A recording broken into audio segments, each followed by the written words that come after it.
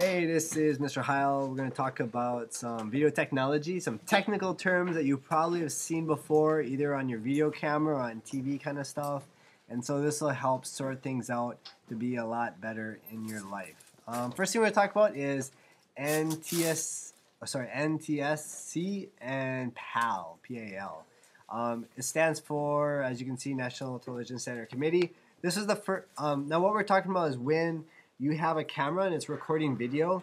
There's two different types that it records as. Okay, and you can choose. Sometimes on your camera, whether it's a video camera or a still camera that takes video, you can choose whether to record in NTSC or PAL.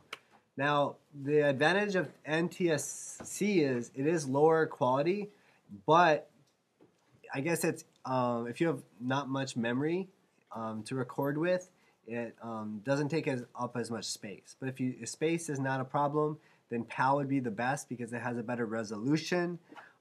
It's also, notice it has more vertical resolution, a lot more pixels, 20% increase in resolution. And so that's a big factor there. PAL. So this is an example of PAL. Okay, this is the higher grade quality. Okay. How many guys have played this game before? Yeah! Classic.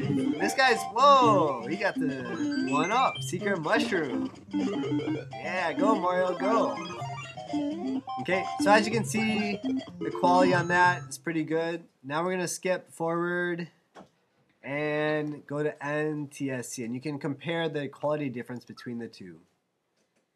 Okay, so now it's a little bit more grainier, a little bit more fuzzier, and so we have that. Okay, so that's a little bit of a difference. And if you look at it on a computer monitor, you'll definitely see the difference compared to a projector. So let's go back to that. So next, we're going to be talking about the different things on HD TV and what that really is. One of the big advantages of Blu-ray is, yeah, it's like 5 times the amount of space and quality as the DVD disc. And like they're saying, you can have HD audio. Like, you know, you have 2.1, you know, that generally means like 2 speakers stereo, not mono, which is 1 speaker, but 2 speakers, 2.1. And then you got 5.1, which is usually 2 and a subwoofer. And then you got 7.1, which is like, you know, that big surround sound all over the place. So that's something to consider when doing that. And so you may want to watch that video again. The link is at the bottom there, so you want to check it out. Let's see. Move up that link so you can see it. All right. Let's go. So remember, this is interlaced video. Remember, it's not as good as digital. So because sometimes when it freezes, it'll freeze and it'll become more blurry. Okay, let's talk about widescreen. Okay, so 4.3 is probably what you're more used to and I'll get to that more in a minute. But remember, there's 16.9, which is the most common widescreen format. Okay, this is what you usually have. And you know when DVD, you get a DVD and it says widescreen, and then you know on your, if you have an old TV that the top and bottom halves of your screen are cut off because it's just black. That's because your TV isn't formatted to fit it. So it has to crop off stuff.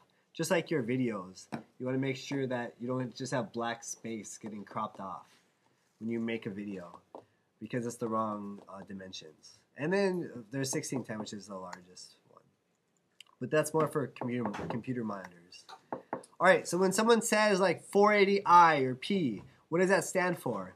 Well, the I stands for interlace, and P stands for progressive. And which one's better? Progressive. Remember, interlaced is like this, and then P is like purely digital. And then 480 is what we're going to talk more about in terms of the size. Okay. Now, these are a little bit more dimensions. Okay, so back in the day, one of the earliest ones was only like 320 by 200, really small, and then it got bigger, 480.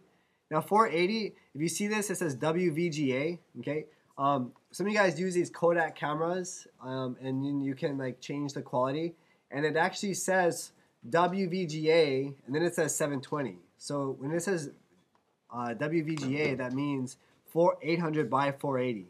So when we reference that, you usually reference it by the second number. We usually just say it's 480 because when we go to YouTube, notice in YouTube we have all these. See here, it's 240, 360, 480, and then 720. Okay, so that's why we reference the second term when we're referring to the dimensions. Okay, and so the next number that's important after 480 is 720. Okay, right here. And so these blue ones are important. These are the ones you need to know because those are the most common ones than the other ones. Okay, and so as you can see, we've developed all the way up into here 1080 HD. Okay, so let's talk about these type of displays. We have the CRT, and that's like the TV. And notice on the sides it rounds off the edges. This is why when I was teaching you guys Premiere that we have a safe zone that basically says make sure there's no text or important graphics on the edges because that might get warped around.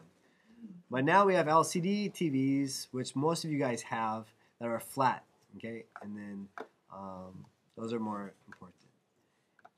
And then you got the big plasma TVs, okay? And they can support larger areas. The plus thing about this is it does really well in dark colors, okay? But it's expensive. The LCDs are cheaper, but they don't do well with dark colors, with like black. And the CRTs, those are good because they're cheap, but they're heavy and bad quality. So that's the pros and cons, which is important. Let's talk about frame rates for a minute. I'll let you guys check out these links on your own, but you guys should really check this out because your frame rate is really important. Because especially if you have a digital SLR, which can record video, and then you can choose your frame rates, it's really important to choose the right frame rate. Especially check out this skateboarding video. It's really one of my favorites. Okay, but basically 24 frames is used for film and videos. It's more of a slower, not a slower, but more of a less smooth motion. Okay, it has a film look to it. And then if you watch these two videos, you'll see the difference a little bit. 30 frames is the most common for TVs and videos and cameras, and then 60 frames is like really slow. And that's why you gotta watch this skating video, and then you can see that difference. Okay, so let's end with cables. You gotta know your cables because cables are important for your TV, for your computer, and so you have to make sure you have the right one. First of all, there's the composite cable. This is like it's basically bad because it basically breaks up the audio and the video into separate cables, and then it's okay, but it's not good quality. Okay. Then there's S-Video, which combined it into one cord, but the quality was it's better, but it was still just okay. And then we got VGA cables, which most of you guys have seen in like a computer, and I mean these are excellent. They have stereo. They cover these resolutions, and it's just one cable. But the best are these two. DVI, they're a little bit less popular, but they have this weird looking configurement for its pins, okay? And if you're wondering about digital and analog signals, you can check out this link. It'll explain it more in depth. But HDMI, you really need to know the term HDMI because this is what you should be using for your cords from your computer to your TV or from your computer to your monitor because this will give you the best quality of picture. And it also supports like the 7.1 audio and if you have a bigger TV. So if you have a DVD player and you're using like some of these cords to go to your nice big plasma TV, you're really losing out on your picture. It's going to decrease the quality of the picture. So you can tell your parents that. Okay? And that's video.